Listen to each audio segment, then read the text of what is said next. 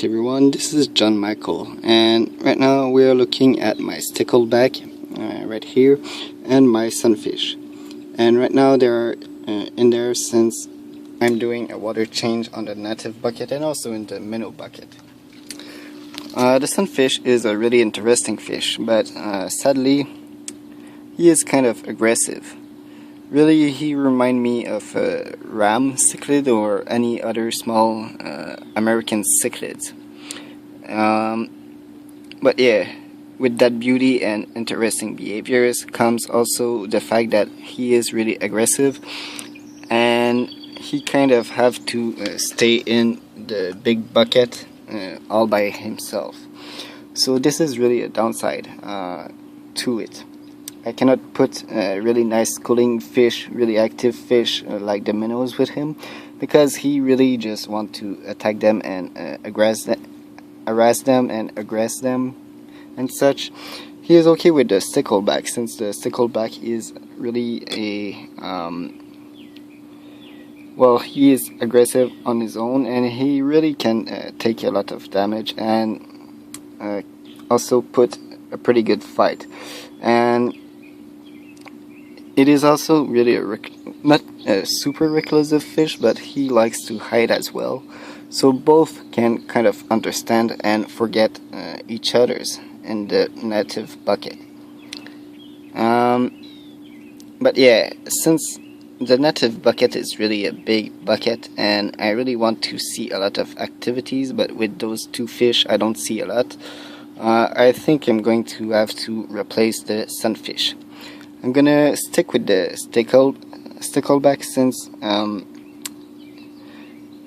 it is kind of territorial, but in the same time he doesn't harass the minnows. He just defend his territory like a betta would, in the contrary of this sunfish that really attack and chase the intruders in his territory.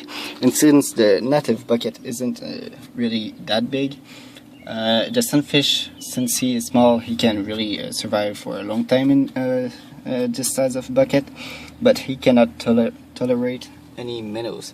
So this is why I changed the minnows. I put them in the minnow bucket, but I'm going to turn this big bucket into another minnow bucket, a mix of minnows and stickleback.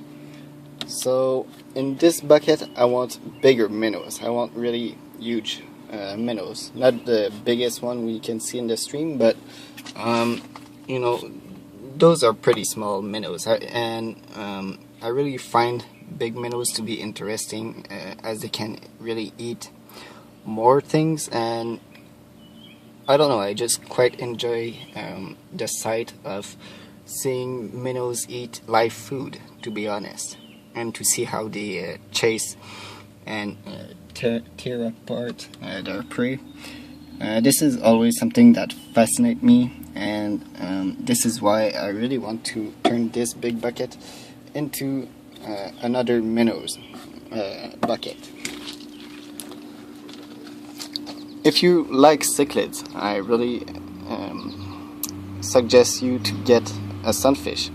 They are not cichlids, but they are from a really near family with really same type of behaviors.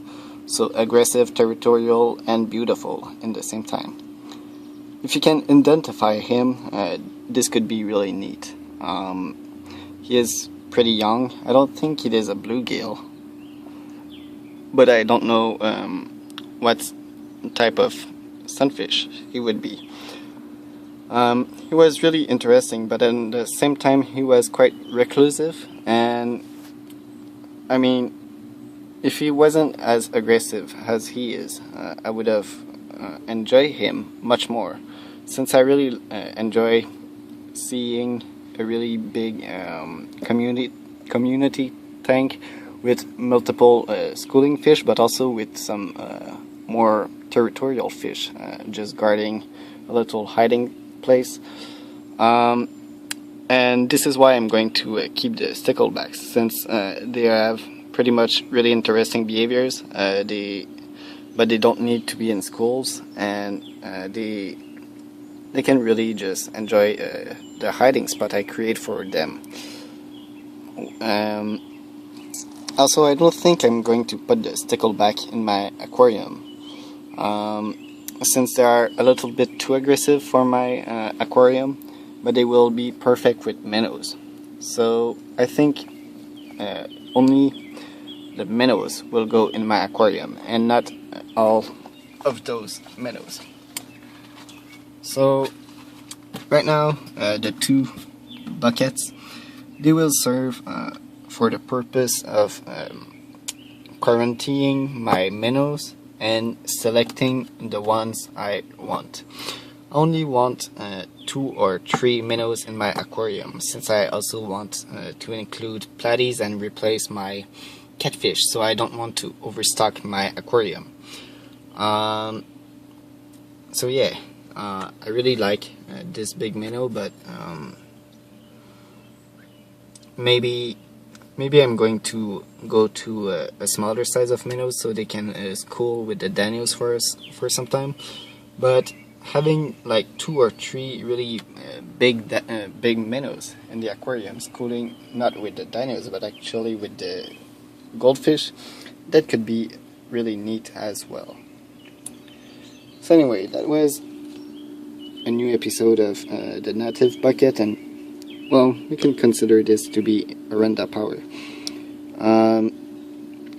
Both of those worms, they were supposed to be food, but they are going to go inside the deadly vivarium, since they aren't being eaten by the sunfish.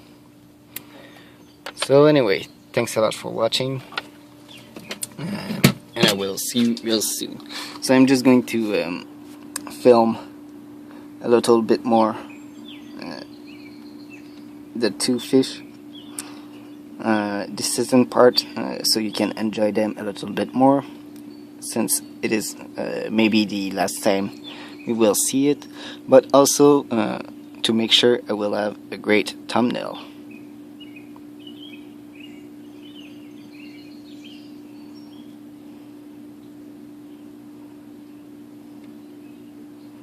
So yeah, that sunfish was really fun to have.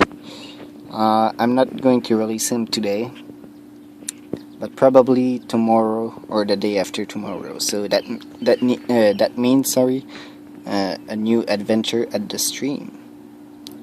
So that will be cool. Oh, and also now we can really enjoy a little bit more the stickleback, since in the native bucket we don't often see him a lot.